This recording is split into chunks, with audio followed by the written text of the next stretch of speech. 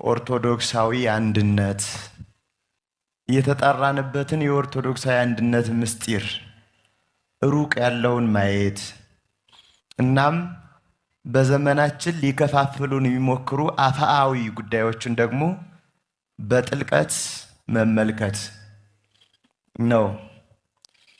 ኦርቶዶክሳዊ አንድነት ስንል የምን አንድነት ነው ብለን እንደ ጥያቄ እናነሳለን።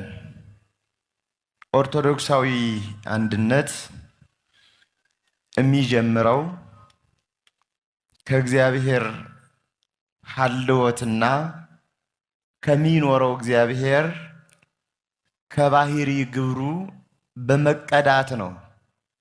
በመቀዳት ኦርቶዶክሳዊ አንድነት የምንለው ረቂቃንና ግዙፋን አንድ የሆኑበት ዓለም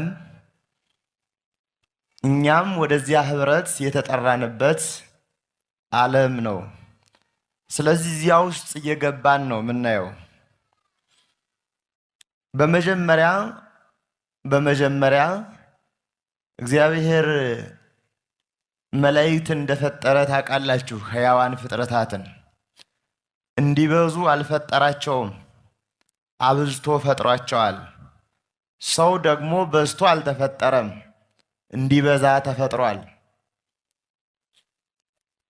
አብዝቶ የፈጠራቸው አንድ ውዳሴ አንድ ቅዳሴ ነው ያላቸው። ከነዚያ መካከል አንዱ ወጣ። በወጣው መካከል እንዲበዛ የተፈጠረው ሰው ገባ። ስለዚህም ብዙ ጊዜ እንደምናስታውሰው በጋብቻ ትምህርት ውስጥ እንዲህ እንላለን። ጋብቻ ማለት 3 ዓላማ አለው። አንደኛው ከዝሙት ለመራቅ ለመሸሽ፣ ሁለተኛው ለመረዳዳት፣ ሶስተኛው ለምንድን ነው?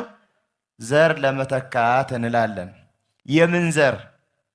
የምን ዘር? ከ100 ነገድ አንድ ነገድ ስለጠፋ ለወጣው ለ100ኛው ነገድ ዘር መተካት ማለት ነው። እኛ ማለት ለወጣው ነገድ ለ100ኛው ነገድ ጉዞ ላይ ያለን እምንተካ ዘሮች ነን ለ100ኛው ነገድ። ምክንያቱም እረኛው የወረደ የጠፋውን በግ ሊፈልግ ነው። ከ100ዎቹ አንዱ እኛ ያረኛ የወረደልን ከጠፉት በጎች ብሎ የጠራን ነን ማለት ነው።